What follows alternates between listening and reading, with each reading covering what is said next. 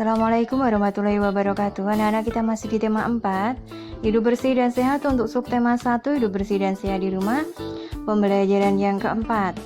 Masih ingatkah kalian tentang lagu membuang sampah? Coba perhatikan kembali dan ingat atau perhatikan kuat dan lemahnya tekanan lagu. Untuk garis tebal lurus dinyanyikan keras, dan tanda bergelombang itu dinyanyikan lembut, sedangkan baris yang tidak bertanda dinyanyikan biasa.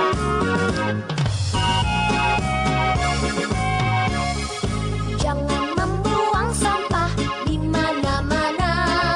Jagalah kebersihan di lingkunganmu. Sampah di rumahmu, sampah di halaman. Sapu dan bersihkan, taruh di tempatnya. Sapu dan bersihkan, taruh di tempatnya.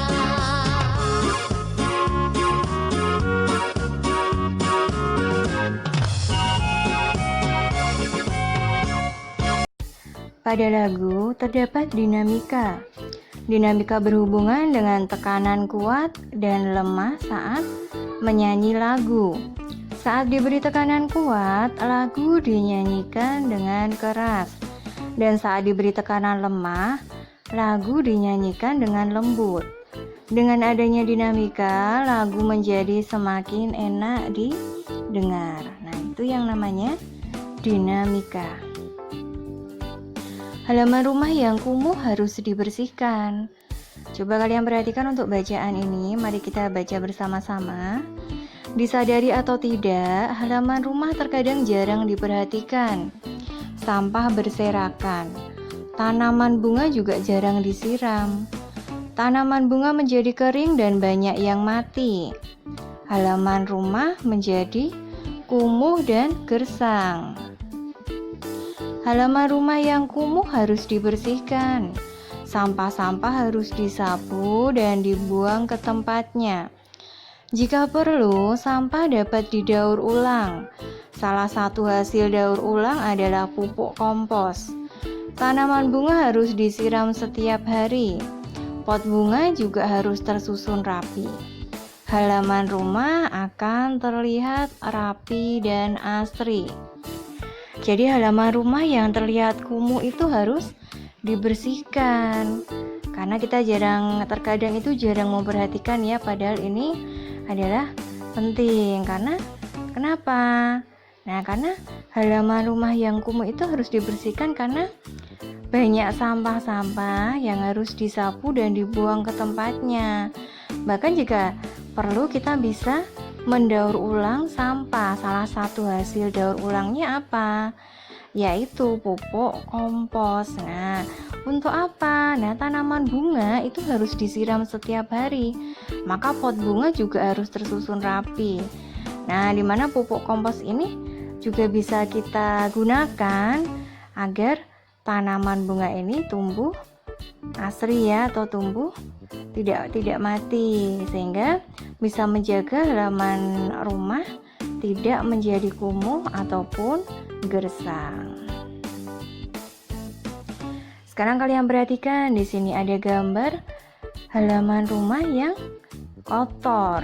Nah, sampah berserakan di mana-mana.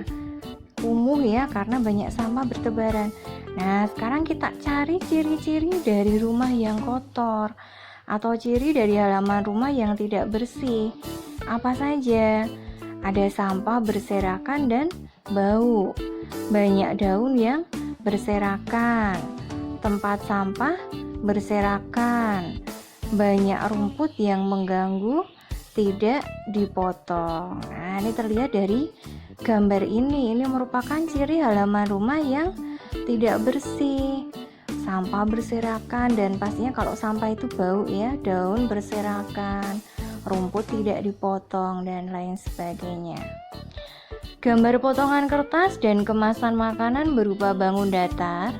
Bangun datar memiliki sisi, sudut, dan titik sudut. Jadi biasa kalian jumpai kalau di tempat sampah itu terkadang ada potongan kertas atau kemasan makanan yang sudah dibuang. Nah, ini di sini ada bentuk bangun datar ya. Nah, bangun datar dari potongan kertas atau kemasan makanan ini memiliki sisi, sudut dan titik sudut. Nah, di pembelajaran kali ini kita akan belajar mengenai sisi, sudut, dan titik sudut bangun datar.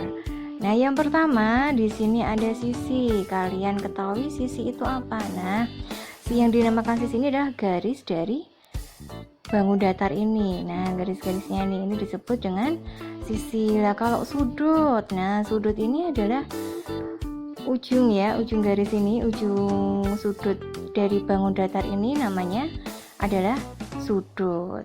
Nah, sedangkan kalau untuk titik sudut, yaitu titik yang mempertemukan dua garis ini atau garis-garis dari bangun datar ini namanya titik sudut. Nah, yang namanya titik sudut itu adalah titik yang mempertemukan dua garis dalam atau pada bangun datar. Nah, nanti di sini kita akan belajar mana yang namanya sisi, mana yang namanya sudut, dan mana yang namanya titik sudut. Nah, kalau di sini, kalau ini bangun datar, di sini jelas ya, untuk sisinya itu garisnya itu ada 4, 1, 2, 3, 4. Nah, kalau sudutnya ada berapa? Kita hitung, juga ada 4. Nah, ada garis melengkung di sudut ini ya. Nah, ini sudut. Nah, kalau titik sudutnya juga ada 4. Nah, di sini sekarang kita akan belajar mengenai bangun datar. Untuk yang pertama, ini ada bangun datar. Namanya adalah segitiga sama sisi. Sekarang kita belajar kalau pada bangun datar ini ada berapa sisi atau nama lainnya itu sama dengan ruas garis. Ada berapa? Ada 3. 1, 2, 3. Nah, kalau untuk sudutnya, titik sudutnya ada berapa? Juga ada 3. 1, 2, 3. Dan untuk sudutnya pun juga ada 3. Yang kedua, di sini ada segitiga sama kaki. Jumlah ruas garis atau sisinya juga ada 3 ya, garisnya ada 3. 1, 2, 3. Kalau untuk titik sudutnya di sini juga ada 3 juga, dan untuk sudutnya pun ada 3. Nah, ini adalah segitiga sama sisi dan segitiga sama kaki. Yang namanya bangun datar segitiga itu jumlah ruas garisnya atau sisinya itu ada 3 ya, dan namanya saja bangun datar segitiga. Nah, kalian paham ya nanti. Untuk bangun datar selanjutnya di sini ada bangun datar segitiga siku-siku. Sekarang kita hitung jumlah ruas garisnya atau sisinya ada 3. Titik sudutnya pun 3 dan sudutnya pun juga ada 3. Nah, kalau ini adalah segitiga sembarang.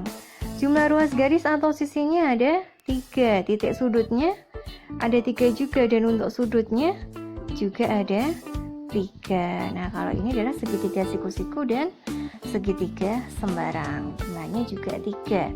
Kalau untuk bangun datar selanjutnya di sini ada belah ketupat. Jumlah ruas garis atau sisinya ada, kita hitung 1, 2, 3, 4. Jumlah ruas garis ada 4 ya. Kemudian untuk titik sudutnya ada 4 juga. 1, 2, 3, 4. Dan sudutnya pun juga ada 4. Kemudian ini adalah bangun datar layang. Kalau untuk layang-layang jumlah ruas garisnya ada berapa? Kita hitung. 1, 2, 3, 4. Oh, ada 4 juga. Titik sudutnya ada 4 dan sudutnya ada 4. Ya, bangun datar yang selanjutnya di sini ada persegi ya. Kalau persegi bangun itu ruas garis atau sisinya ada, kita hitung di sini 1, 2, 3, 4. Ada 4.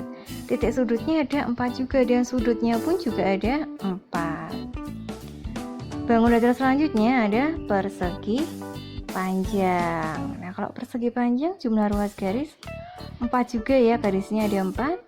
Titik sudutnya ada 4 dan sudutnya ada 4. Bangun datar yang selanjutnya, di sini ada jajar genjang. Jajar genjang ada berapa ruas garis atau sisi? 1, 2, 3, 4. Ada 4. Untuk titik sudutnya ada 4 juga. Kalau sudutnya juga ada 4. Bangun datar selanjutnya di sini ada trapesium. Kalau trapesium jumlah ruas garisnya ada, kita hitung 1, 2, 3, 4. Titik sudutnya ada 4.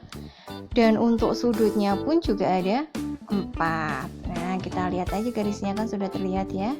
Jadi titik sudut dan sudutnya pun juga mengikuti ada 4. Kalau yang ini adalah segi 5. Kita hitung ruas garis atau sisinya. 1, 2, 3, 4, 5. Ya, ruas garisnya ada 5. Titik sudutnya ada 5 juga. Dan untuk sudutnya pun ada 5. Bangun datar selanjutnya ada segi 6. Kalau segi 6 jumlah ruas garis atau sisinya kita hitung 1, 2, 3, 4, 5, 6. Ya, ada 6. Titik sudutnya pun juga ada 6 dan untuk sudutnya ada 6. Untuk bangun datar yang selanjutnya di sini ada lingkaran. Untuk lingkaran ruas garis atau sisinya ada 1 ya, cuma ada 1. Kalau untuk titik sudutnya tidak ada, sudutnya pun tidak ada karena tidak ada sudut yang mempertemukan antar garis karena berbentuk lingkaran, hanya 1 ruas garis. Anak-anak, ini untuk pembelajaran yang keempat, dikerjakan untuk latihannya. Sampai bertemu di pembelajaran yang kelima. Selamat belajar. Wassalamualaikum warahmatullahi wabarakatuh.